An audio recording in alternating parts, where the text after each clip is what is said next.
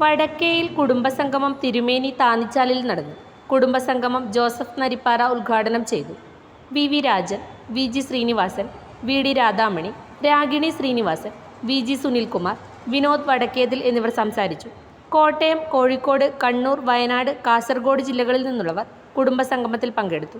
കുടുംബയോഗത്തിൽ കുട്ടികളുടെ വിവിധ കലാപരിപാടികൾ, മുതിർന്ന കുടുംബാംഗങ്ങളെ ആദരിക്കൽ, കുടുംബാംഗങ്ങളെ പരസ്പരം പരിചയപ്പെടുത്തൽ, വിവിധ കലാപരിപാടികൾ എന്നിവയുണ്ടായിരുന്നു. വളരെ ചെറിയ തോതിലാണ് ഈ സംഗമം തുടങ്ങിയത്. ആദ്യം നമ്മളുടെ പെങ്ങളുടെ വീട്ടിലാണ് ഇതിൻ്റെ ആദ്യ പ്രാരംഭ ചടങ്ങ് നടക്കുമ്പോൾ അതിൻ്റെ രൂപീകരണം വളരെ ചെറിയ തോതിലായിരുന്നു. അന്ന് അവിടെ വളരെ കുറച്ച് ആളുകൾ മാത്രമേ പെരിങ്ങോത്ത് വെച്ചുള്ള സംഗമത്തിൽ പങ്കെടുത്തിട്ടുള്ളൂ.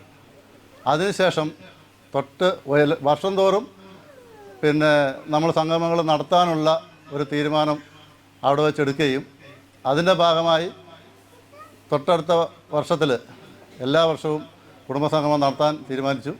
രണ്ടാമത്തെ സംഗമം പാണത്തൂർ വെച്ചാണ് നടക്കുകയുണ്ടായത്.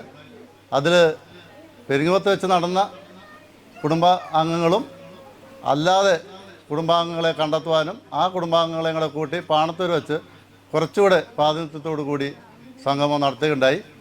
അവിടെ പാണത്തൂർ വെച്ചുണ്ടായ ഒരു തീരുമാനമാണ് തിരുമേനിയിൽ വെച്ച് വടക്കേയിൽ കൃഷ്ണൻകുട്ടിച്ചേട്ടൻ്റെ വീട്ടിൽ താന്നിച്ചാലിൽ ഇവിടെ വെച്ച് സംഗമം നടത്താമെന്നുള്ള ആലോചന ഉണ്ടായത്.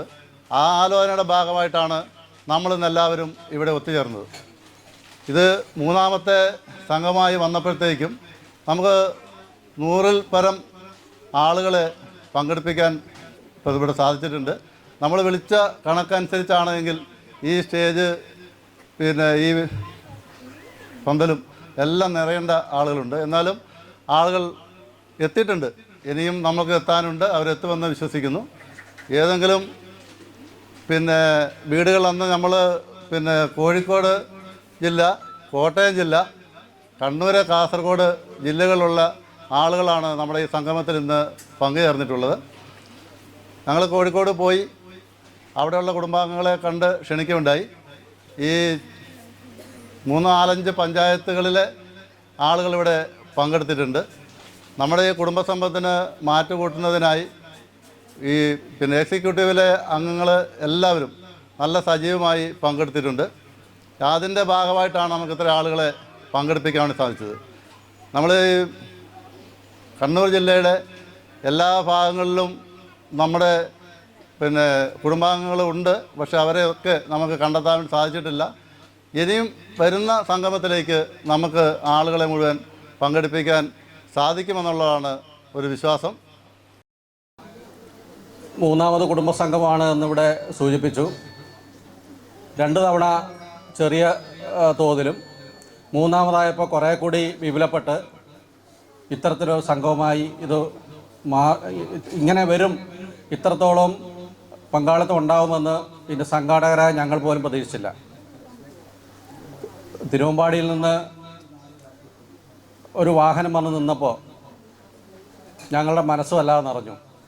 തിരുവമ്പാടിയിലെ കുറേ ഭവനങ്ങളിലെല്ലാം ഞങ്ങൾ സന്ദർശിച്ചിട്ടുണ്ട്.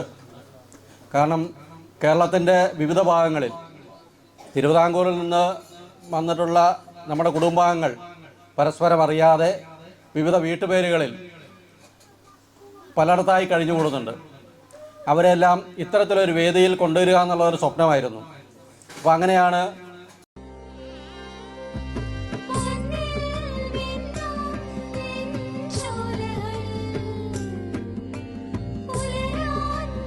ഇതെനിക്ക് തരുമോ?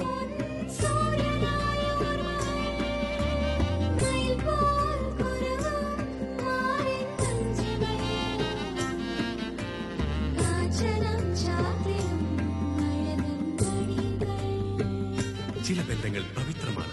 കണ്ണും നിറയും മനസ്സും നിറയും. സ്വന്തം ജോസ്കോ ജ്വല്ലേഴ്സ്. ഇനി സംശുദ്ധമായ സ്വർണം